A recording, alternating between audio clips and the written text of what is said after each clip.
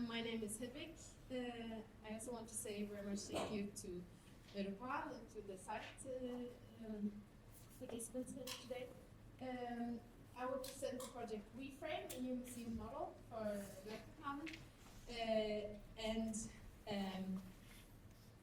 I have a small office called the Mima Studio, based in Copenhagen. And I would like to start with the artwork by the artist Andrea Geyer, because very much the root in this project is trying to ask what is the role and what is the role today and in the future of museum institutions, opening up for a discussion of what you mentioned hardware, what the hardware for the museum is. This is done in the project by 3 interconnected strategies. So it's a reconnect, urban strategy, reform as architectural strategy, and then react as a participatory strategy. And these strategies explore the role of the museum in different scales, but it's also strategies that very much relate to the local conditions, both the characteristics of Trondheim, its architectural and urban characteristics, but also the site and the history of the historical development of the site. I'll start with the Reconnect, which is trying to explore how museums traditionally have been isolated islands within the urban fabric, very much closing in on itself, and then trying to explore a new topology that does the opposite, allowing for urban porosity, active ground floor, mixed-use program, and local anchoring. Also, again, trying to explore the topology of the museum, very much focused also on the museum as a platform of plurality, of the many voices. So here is the proposal in its sites. It consists of 4 main buildings, whereas 2 of them are part of the museum, connected by a bridge, offering the museum functions, but also inviting in secondary programs, like the House of Innovation, maybe a collaboration at the new, for instance, and also a culture school focusing on youth, particularly. And then this Trondheim Cultural Square, connecting the new cultural institutions with the theatre. And showing here the urban principles of, which was also mentioned, the inspiration from Weiter, the small passages and alleyways. So allowing for the site to reach out to its context and inviting back in, and also working very much with threshold and soft borders. And here a view from the passage.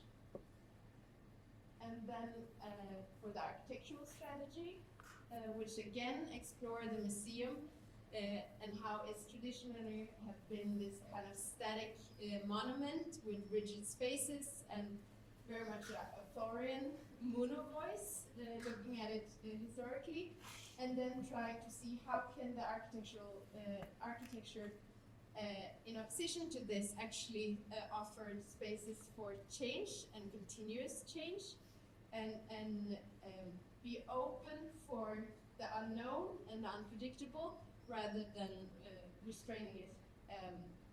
So we're suggesting this adaptive system of wooden structure as a modular and flexible tectonic.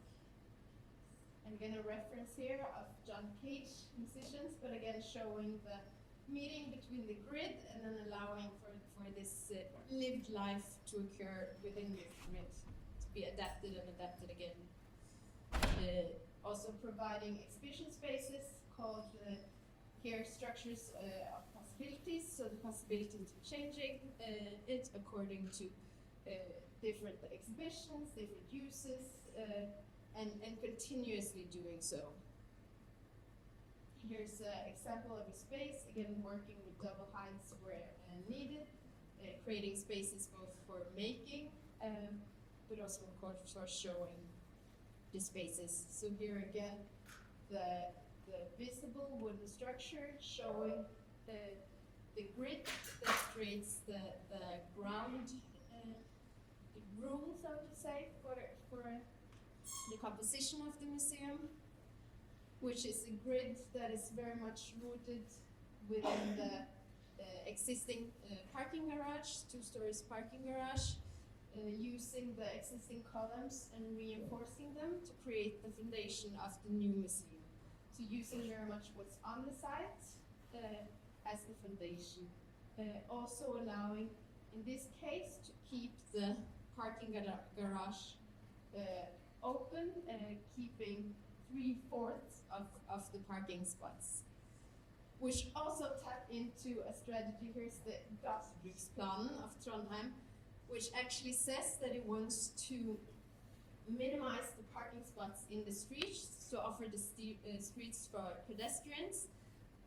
So its strategy is actually to keep parking garage and emphasize the use of parking garage. So the project then takes a stance and say, rather than reconstructing a parking garage elsewhere, is keeping as much of the parking as it is well functioning today, but still being able to develop this site as a well-functioning cultural destination.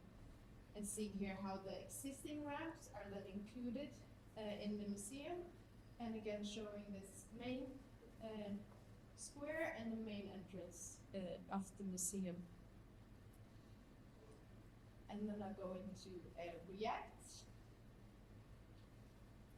Again, taking a reading of the museum topology, saying we have to move away, which is also very much happening, but move away from this kind of pure white box, which makes the users and guests into passive observers. So it's rather than being a passive observer, the new participants will be active participants, taking part in the making of the museum. Suggesting also a strategy for developing this site through co-creation, not only focusing on the museum, saying that placemaking is not only happening when the museum door opens, but this is a continuous process which can start already now. So suggesting, for instance, that the building on the site, which is also municipality owned, could be used for galleries, could be used for pop-ups, could be used for events and workshops. So insisting that this is a continuous process that will take place in many different phases. And then it's this idea of the collective facade, so talking about co-creation not only as a process and a process tool for developing the site, but also as actual architectural expression.